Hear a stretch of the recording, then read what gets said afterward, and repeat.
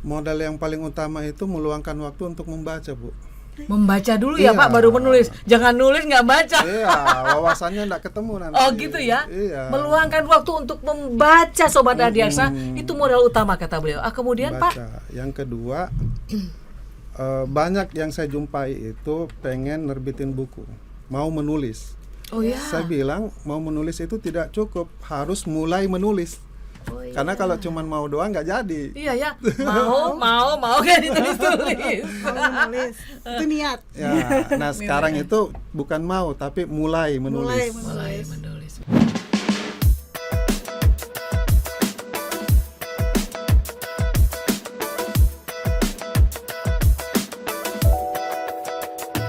Sobat Adiaksa, dimanapun berada, kembali bersama kita kan selalu ada. Podcast Kejaksaan, menemani semua, hari-hari selalu penuh cinta dan cerita. Bahas apa saja, semua selalu ada. Konten tentang hukum dan serba-serbi lainnya. Mari kita semua, dengarkan sesama. Podcast Kejaksaan selalu ada untuk kita. Selamat pagi Sobat Adiaksa. Tentu kabarmu baik-baik saja kan?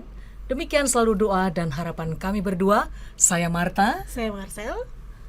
Kita bertemu lagi dalam bincang-bincang santai yang tentunya selalu oke dengan tema Jaksa Menulis. Kenapa tidak? Wow. Narasumber kita kali ini adalah seorang jaksa yang juga menjadi seorang penulis. Beliau adalah Bapak M. Irsan Arif, Bapak Muhammad Irsan Arif ya Bapak ya, sarjana hukum, magister hukum. Apa kabar Bapak? Baik, alhamdulillah. Alhamdulillah, terima kasih ya Bapak sudah bisa menghadiri, menyempatkan waktu Bapak ya untuk hadir pada acara podcast kita kali ini. Gimana nih Pak, kesan pertama Bapak? Ini kesan pertama Bapak ya?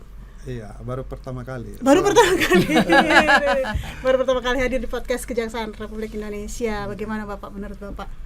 Baik, bismillahirrahmanirrahim. Assalamualaikum warahmatullahi wabarakatuh. Waalaikumsalam Waalaikumsalam. warahmatullahi wabarakatuh. Pertama-tama terima kasih Bu Marta atas undangannya. Mudah-mudahan pertemuan kita di podcast hari ini bisa bermanfaat. Amin. Iya. Terus gimana nih Pak? Begitu datang di acara podcast ini, apa yang tergambar di Bapak? Gimana gitu rasanya? Rasanya ya. Wah, sekarang memang zamannya ya Bu, Iya. untuk kemudian bagaimana mengekspresikan suatu karya melalui program seperti podcast ini. Oke. Mudah-mudahan bisa menjadi penambah wawasan untuk kegiatan seperti ini. Oke, Sobat Adiaksa tercinta, mungkin Sobat Adiaksa melihat ya, beliau ini berpakaian seragam nih. So pasti ada tulisan jaksa di sininya ya. Ada tulisan jaksa, kemudian ada pangkat bintang. Pak nih kalau boleh tahu nih ya, itu gimana sih kok Bapak bisa masuk kejaksaan?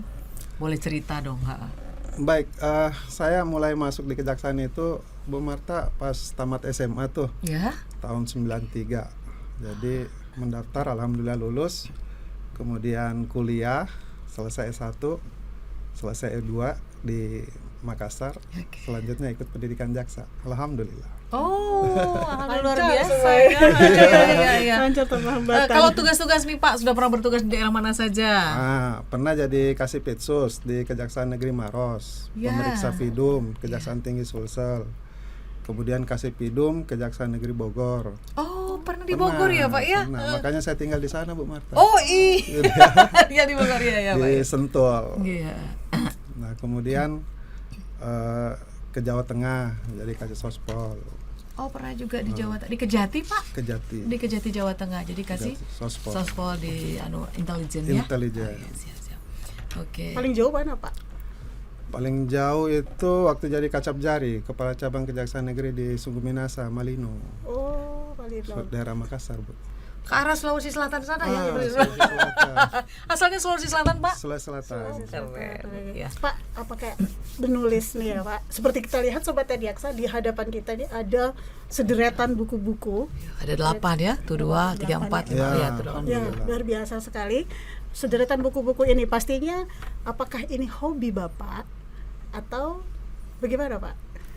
Wah ini jalan ceritanya berawal dari setelah saya kembali dari Kementerian Pendidikan dan Kebudayaan. Jadi saya pernah dikaryakan Bu. Oh, Bapak ini pernah dikaryakan. Jadi kabak advokasi dan Perundang-undangan di Biro Hukum Tahun berapa itu Pak? tahun 2017 2017 sampai 2023. 2020. Wah, sudah Sampai 8 ya 2020, bukunya. Sudah delapan. Luar biasa. Jadi sejak Bapak bertugas di situ terus terinspirasi menulis atau Belum, sekembalinya dari Kementerian Sekembali dari situ, Pendidikan, saya jadi satgas di PIDUM. Oh Oke. iya. Nah, pas masuk waktu pandemi tahun Oke. 2020. 2020? Pandemi membawa Berkah. Kayak pandemi membawa berkah, benar-benar. Biasa, Bu. Saya menulis loh ya. Saya kan luar biasa Pak. Saya ini kan tergabung di dalam grup Jaksa Indonesia. Ya. Nah, di situ tuh sering di-share buku beliau. Oh iya. Cuman saya baru kali ini Baru bertemu lihat sama nih. beliau. Marcel baru lihat nih bapaknya yang mana. Sama saya juga. Tapi oke kita luar biasa Tujuan ya. Bapak apa Bapak menulis dia, Pak? Sebenarnya itu berawal pengen memberikan informasi kepada pimpinan kejaksaan, khususnya di bidang PIDUM. Kenapa kemudian terdapat beberapa perkara di daerah itu yang dakwaannya dibatalkan, Ya. kemudian tidak dapat diterima. Kira-kira apa rasio logis, rasio desidendi daripada hakim dalam menjatuhkan putusan sela seperti itu. Nah, itu kemudian saya pelajari, saya coba untuk inventarisir putusan-putusan yang menarik, kemudian saya analisa. Nah, ternyata saya pikir-pikir, wah ini kalau lapor ke pimpinan sebenarnya bagus, tapi kalau jadi buku mungkin juga lebih bagus. Tapi pimpinan dilaporin juga dong Pak, bukunya isinya. Oh iya. Jadi Iya. setiap selesai cetak Bu Marta saya lapor ke pimpinan. Oh siap. Saya bagikan ke beliau sebagai salah satu kontribusi saya sebagai bagian dari kejaksaan kan. Keren. Ya luar biasa ya. Bapak bisa memanfaatkan semaksimal mungkin waktu yang ada sehingga Ya. emang hasilnya begini.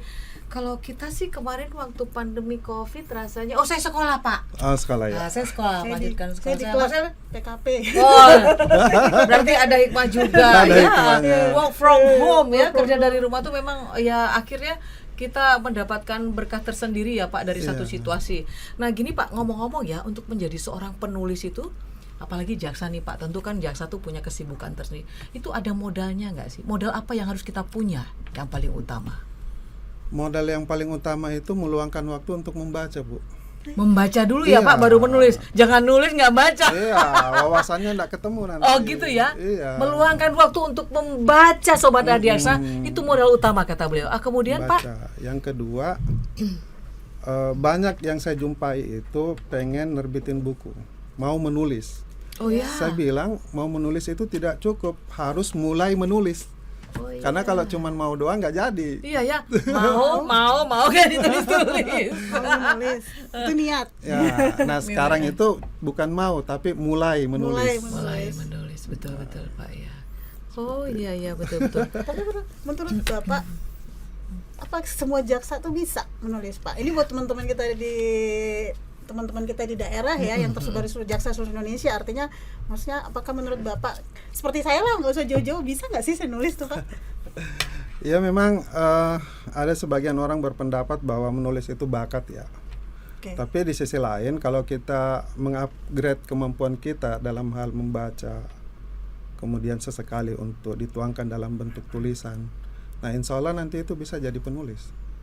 Sepanjang kemudian ada ketekunan untuk bisa menuangkan, apalagi jaksa kan banyak pengalaman praktek dalam praktek, penanganan ya, perkara sudah. kan. Ya, Nah untuk ya. perkara-perkara yang menarik itu bagus dituangkan dalam bentuk tulisan. Karena kata orang bijaksana, ikatlah ilmumu dengan tulisan. Jadi manfaatnya lebih bagus kalau ditulis karena bisa dibaca oleh banyak orang.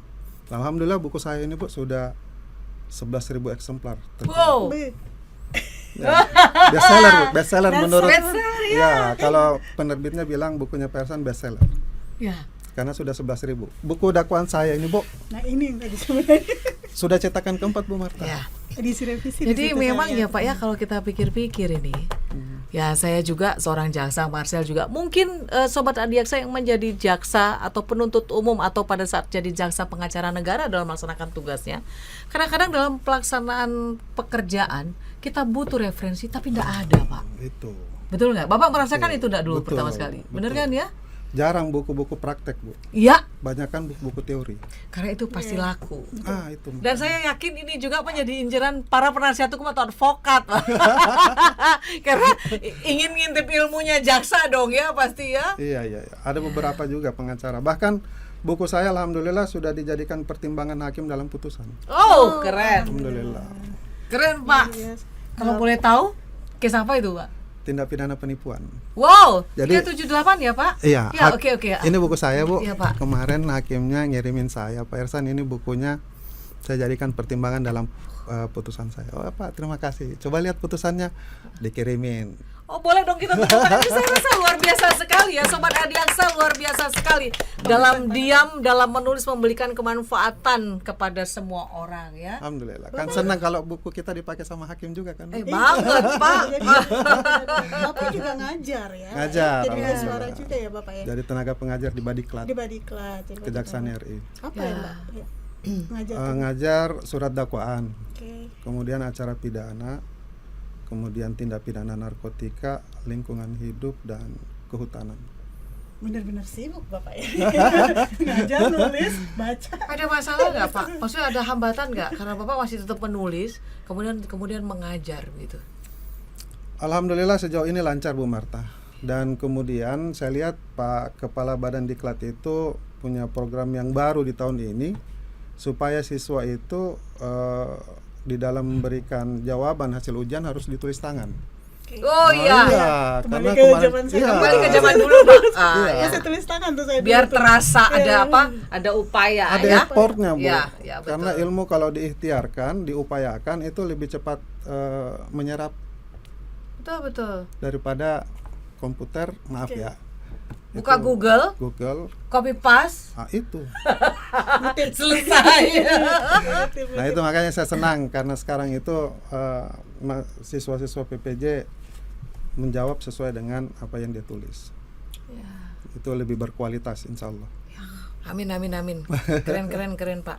Nah ini ada banyak buku di sini ya Pak ya. Saya lihat ada 8 buku. Mungkin saya yang pertama ini ada, nanti Marcel lah yang pilih kira-kira apa. Ini memahami kesalahan penyusunan surat dakwaan, kemudian ada tentang cipta kerja, ada tentang apa pertimbangan yuridis putusan bebas, kemudian juga ada ini apa, ini banyak sekali, ada penyalahgunaan kewenangan dan diskresi. Ini kira-kira Marcel mau pilih mana nih Sel nih? Jadi mau pilih semua Pak. Nah. Nanti ya Pak ya. Iya. Saya tertarik ke sini Yes. karena selain Bapak juga mengajar, memberikan materi dan mengajar adik-adik kita yang calon jaksa. Ini bagus deh Pak. Maksudnya apakah ini juga pastinya Bapak kan selama ini juga sidang, Iya. itu juga jadi acuan ya dari sadar untuk Bapak nyusun buku ini ya, Iya. pengalaman Bapak. Terus jadi latar belakangnya apa sih Pak kira-kira Bapak Mabot? Jadi buku saya itu memang dominan. Jadi prinsipnya menulis itu, Bu, saya berusaha untuk menyajikan banyak informasi, Bu. Oke. Jadi dengan banyak informasi itu manfaatnya insya Allah bisa lebih banyak lagi. Seperti misalnya dakwaan ini, itu ada case 25, Bu. Ya, 25 Ya, perkara 25 pidana case. di dalamnya Saya Pak. analisa pertimbangan hakim, apa yang menjadi alasan dakwaannya batal, alasan tidak dapat diterima, itu harus kita uraikan. Kita uraikan dan kita analisis. Sehingga kemudian bisa memudahkan bagi praktisi untuk memahami suatu case. Iya. Mendengar apa yang Bapak ceritakan ini, Bapak paparkan ini, saya jadi teringat sebenarnya semua jaksa bisa melakukan itu. Pertama ya Pak ya, saya pikir ketika seorang jaksa menuliskan surat dakwaan, dia di situ kan mulai menuangkan pikirannya, betul. menuangkan hasil bacaannya dari berkas perkara yang kita Iya, periksa, iya. yang kita teliti. Iya. Nah itu menghasilkan satu surat dakwaan. Kemudian surat tuntutan juga berdasarkan pengalamannya. Sebenarnya jaksa tuh gampang menulis ya Pak. Harus, karena itu pekerjaan sehari-harinya. Nyusun dakwaan. Itu dia sebetulnya, iya. Ini jadi memahami kesalahan penyusunan, Surat memahami dakwaan. kesalahan itu maksudnya gimana Pak? Jadi kalau menyusun surat dakwaan itu harus memenuhi syarat formil dan material sebagaimana ketentuan pasal 143. Kemudian bagaimana dakwaan itu bisa dimengerti oleh terdakwa, dan kemudian bagaimana dakwaan itu sebagai mahkotanya penuntut umum untuk dibuktikan di persidangan. Tapi yang menarik Bu, buku saya yang warna kuning nih, karena KPK juga alhamdulillah Yang sudah ini? sering Oh, dipesan. Wow, yang ini ya. Ini. Wah, semua buku Kayaknya punya menarik daya semua. tarik. Iya. Keren, Pak. Ini buku tentang benang merah penyalahgunaan kewenangan dan diskresi antara hukum administrasi dan hukum pidana korupsi. Kapan penyalahgunaan kewenangan itu masuk ke wilayah administrasi, Oke. kapan penyalahgunaan kewenangan itu merupakan bagian daripada perbuatan korupsi. Alhamdulillah ini KPK sudah pesan sekitar hampir 600 eksemplar. Wow. Waduh. Aduh, saya terkagum-kagum nih. Jadi saya pikir begini. Dulu waktu saya SMA ya Pak, saya tuh ada satu majalah remaja waktu itu, kalau Bapak juga pernah, namanya Anita Cemerlang. Anita Cemerlang. Nah, di Anita Cemerlang itu semua bacaan itu tentang cerpen, kemudian cerita bersambung, pokoknya tentang cinta-cintaan. Saya menuliskan itu, ya dapat honor sedikit. Apalagi ini ya Pak. Saya pikir, waduh ini luar biasa nih. Iya, tapi keren. Satu buku ini lama nggak sih Pak nyelesaiannya? Kurang lebih 4-5 bulan. 4-5 bulan. Iya. Itu Bapak nggak nyambi buku-buku yang lain? Satu Artinya menurut saya fokus jangan satu buku dulu. harus fokus, Harus fokus nulis ya, harus nggak fokus bisa materinya, objeknya, Oke. karena harus kita ngumpulkan dulu literasi-literasi yang terkait, Bu, untuk kemudian kita baca dulu dan kita punya wawasan di materi yang akan kita tulis, baru kemudian kita mulai menulis.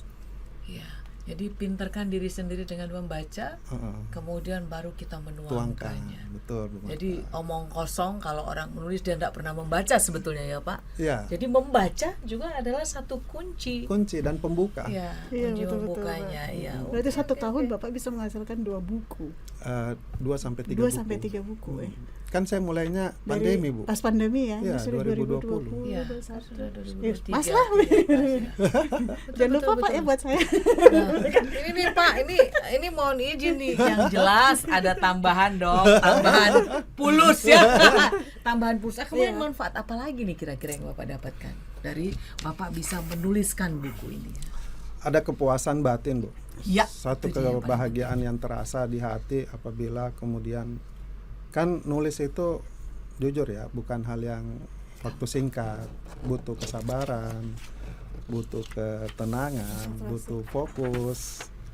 Nah, itu bagian daripada perjuangan. Nah, kalau misalnya sudah kemudian penerbitnya ngabarin, Pak Irsan, ini sudah ada daminya, sudah jadi contoh seperti ini. Nah, kalau sudah lihat seperti ini, hapus kelelahannya, Bu. Oh gitu. Gitu. Tapi Pak, saya dengar-dengar nih dari sebelah kanan nih ada omongan begini. Ada timnya nggak sih Pak yang ngetik sendiri terus Bapak yang bikin tim pakai iya. gitu-gitu nggak sih Pak gitu.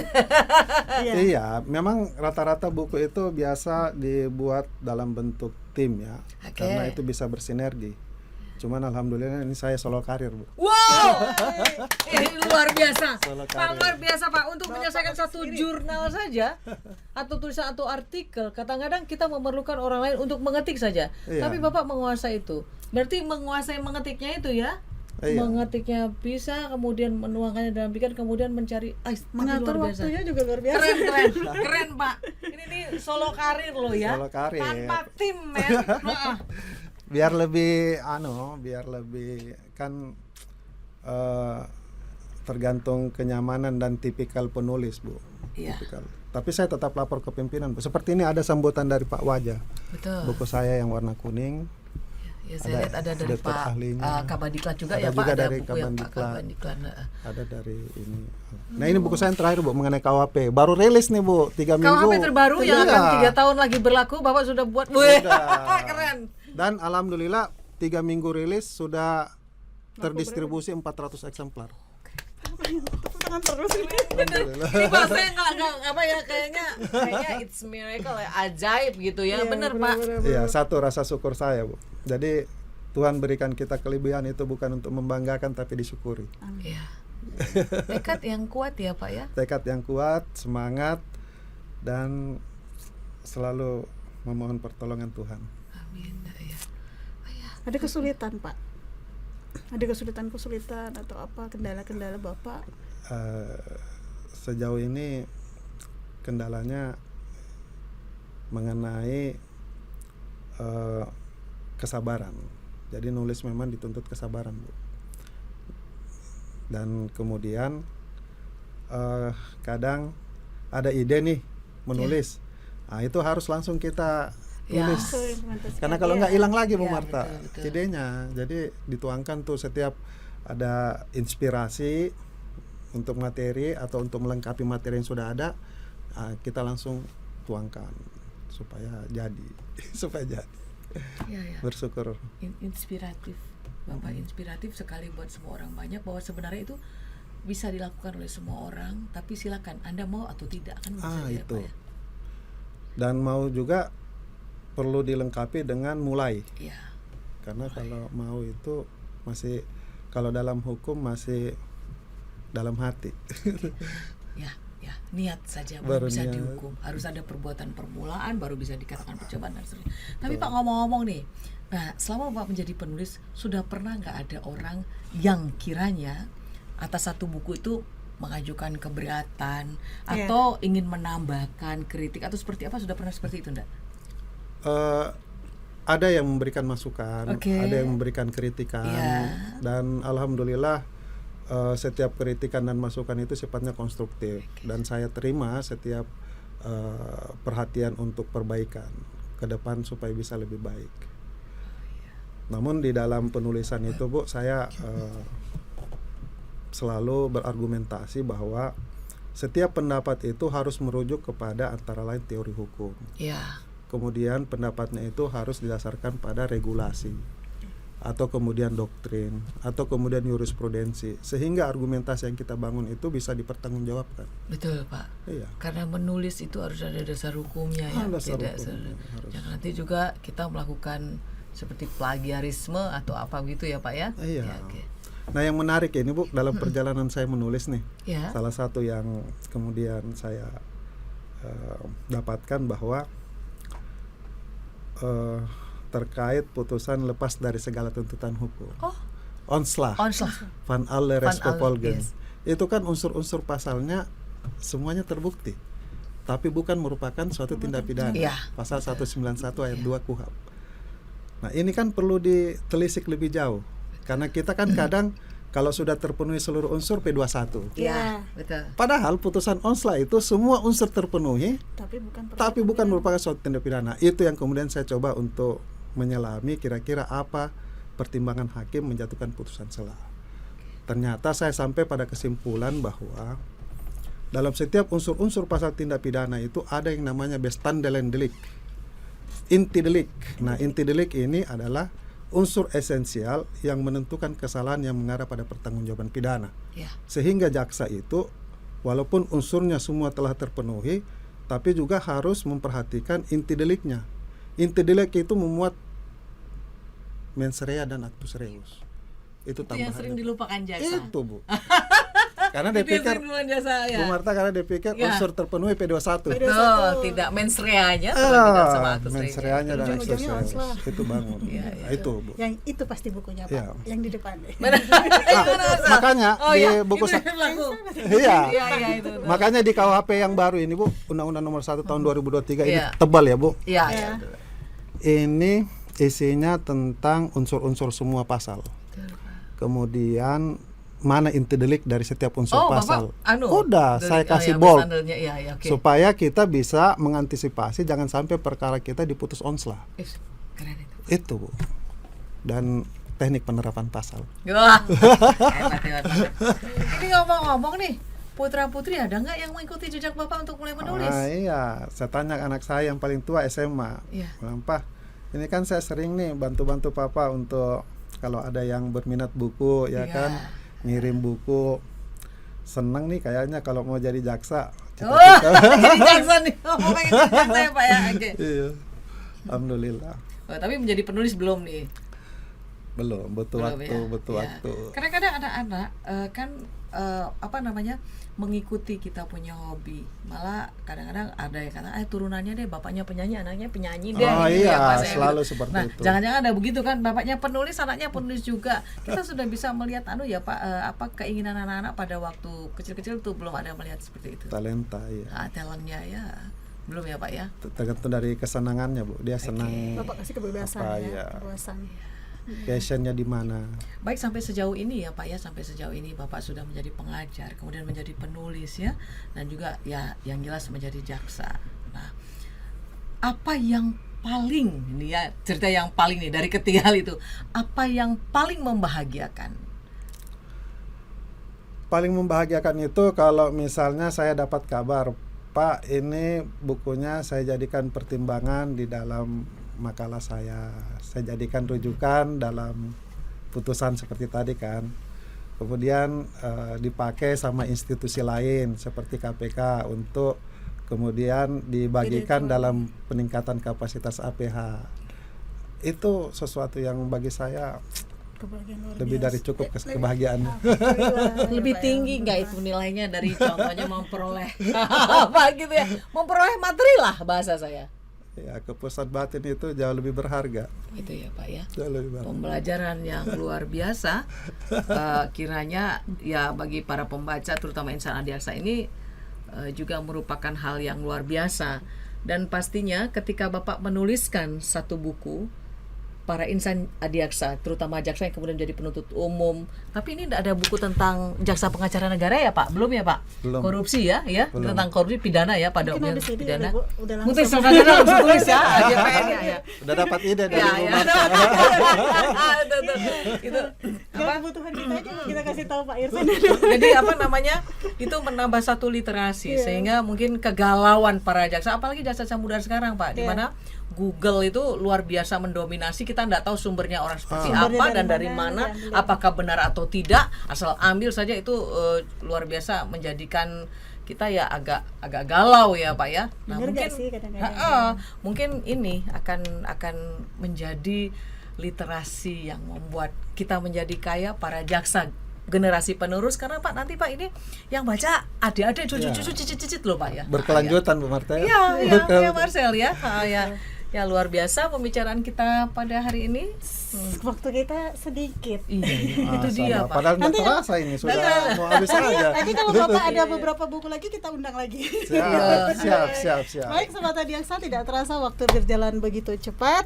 Bincang-bincang ini pastinya sangat menginspirasi bagi kita semua, rekan-rekan jaksa senior maupun junior yang ada di daerah.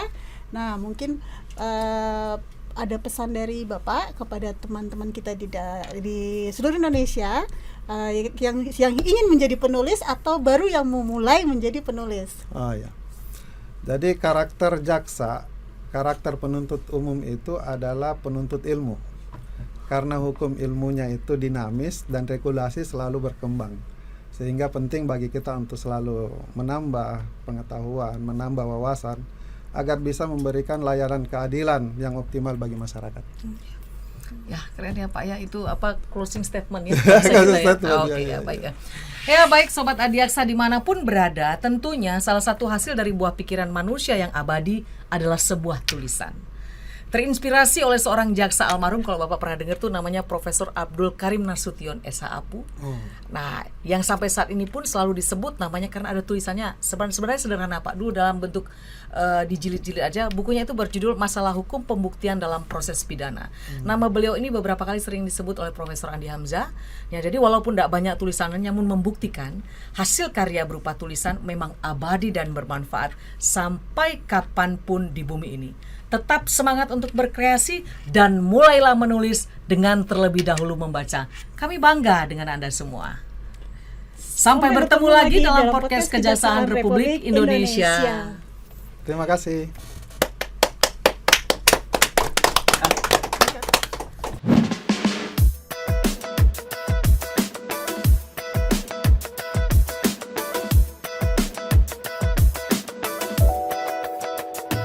Sobat Adiaksa, dimanapun berada, kembali bersama kita kan selalu ada. Podcast Kejaksaan menemani semua, hari-hari selalu penuh cinta dan cerita.